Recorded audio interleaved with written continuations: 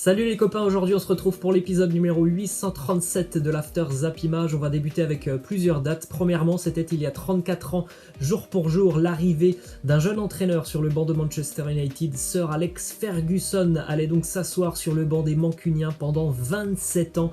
Et écoutez bien quand même, en 27 ans, il a remporté 13 titres de champion d'Angleterre. Donc une année sur deux, il était champion d'Angleterre. Il a aussi remporté 2 fois la Ligue des Champions. Il a remporté évidemment beaucoup d'autres trophées. Je pense que l'on peut dire que Sir Alex Ferguson est l'un des entraîneurs les plus mythiques de l'histoire du football. On poursuit avec une autre date, c'était il y a un an, jour pour jour, en Ligue des Champions. Manchester City se déplaçait du côté de Milan pour affronter l'Atalanta et les Citizens, pendant ce match, ont perdu leur gardien qui avait été expulsé. C'est donc Kyle Walker qui a pris le maillot de gardien de but et qui a terminé ce match dans les buts Citizens. D'ailleurs, Kyle Walker n'avait pas encaissé de but face à l'excellente attaque de l'Atalanta Bergame. On poursuit avec une dernière date. On fête aujourd'hui l'anniversaire d'un club mythique. Le club écossais du Celtic Glasgow fête ses 133 ans. J'espère de tout cœur qu'on reverra le Celtic en Ligue des Champions. Pourquoi pas l'année prochaine? Ça fait plusieurs années consécutives qu'on ne les voit plus en Ligue des Champions parce qu'ils échouent pendant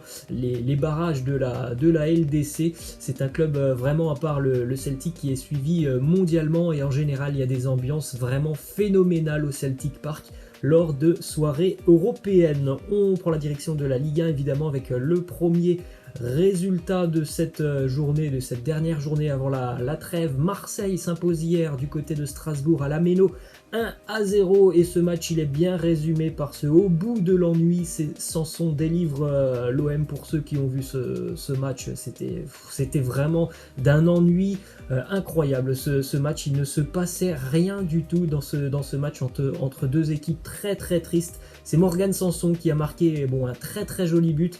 Une petite info d'ailleurs sur ce but de Morgan Sanson et ce tir cadré, puisque s'il y a but, c'est forcément qu'il y avait tir cadré. Donc avant ce but de Morgan Sanson, Marseille n'avait pas cadré le moindre tir, toute compétition confondue, depuis 180 minutes. Autre info sur ce match entre Strasbourg et Marseille hier, pour dire que c'est un véritable hold-up pour l'Olympique de Marseille hier, cette victoire à 1-0. Je pense que le match se serait terminé sur un 0-0. Ça aurait été plutôt logique pour les deux équipes. Marseille est devenue la première équipe à gagner un match de Ligue 1 en tirant seulement une fois au but depuis que le site Opta analyse les statistiques de la compétition. Donc depuis 2006-2007, jamais une équipe ne s'était imposée avec seulement un tir dans un match. Marseille l'a fait hier, donc on ne parle pas d'un tir cadré, c'était le seul tir de l'Olympique de Marseille hier à Strasbourg, c'est ce but. Donc vraiment incroyable, un match d'un ennui vraiment mortel, ce match entre Strasbourg et Marseille. Une déclaration juste après le match d'André Villas-Boas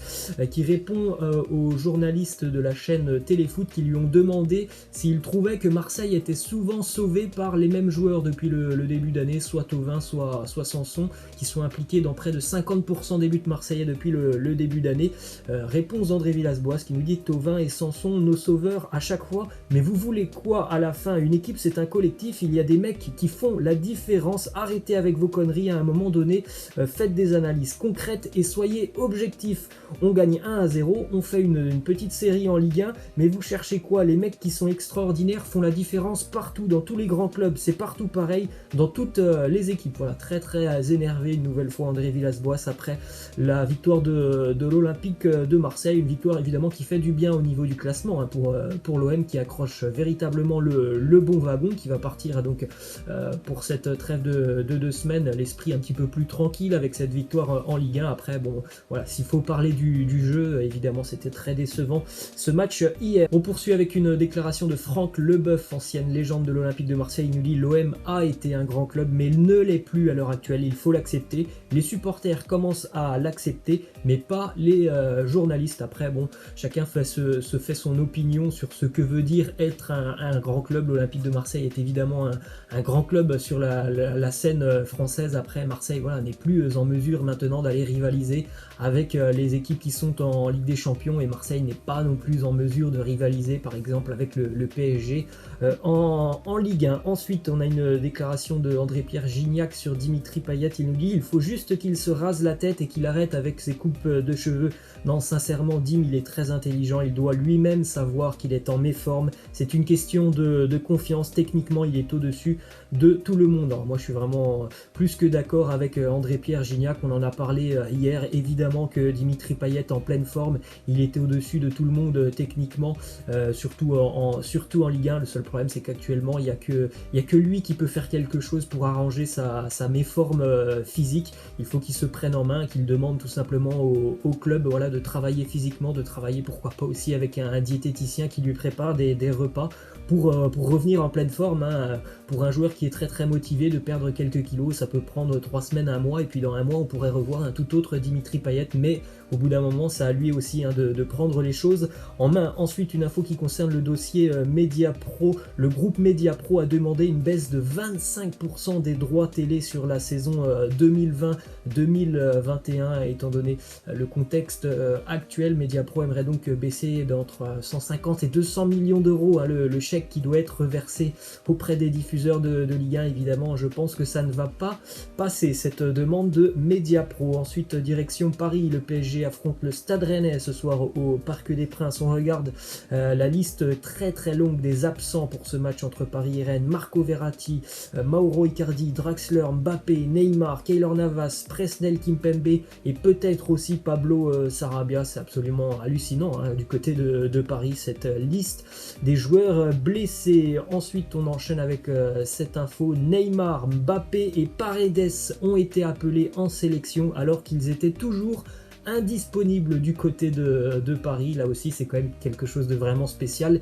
Les joueurs sont blessés du côté de Paris, mais par contre ils vont quand même aller du côté de leur sélection nationale. Après, on ne sait pas s'ils vont jouer avec leur sélection nationale, mais en tout cas ils sont déjà appelés pour rejoindre leur sélection. On a d'ailleurs une déclaration de Thomas Tuchel qui s'exprime, hein, sur le fait que voilà, les équipes nationales aient appelé des joueurs qui sont blessés du côté de Paris. Il nous dit c'est le droit de l'équipe nationale d'appeler des joueurs et on ne peut rien y faire. Je préfère que si des garçons sont blessés, on récupère les joueurs, mais on a confiance dans les équipes nationales pour faire de bons soins avec les joueurs. Mais on espère notamment pour Mbappé qu'il ne jouera pas ce match qui ne sert pas à grand chose face à la Finlande mercredi avec l'équipe de France, mais pourquoi pas le faire jouer s'il est apte, évidemment, face au Portugal. C'est un match un petit peu plus important quand même que face à la Finlande. Ensuite, direction l'Espagne maintenant avec la une du quotidien AS qui annonce que le Real Madrid va certainement accueillir Erling Haaland lors du Mercato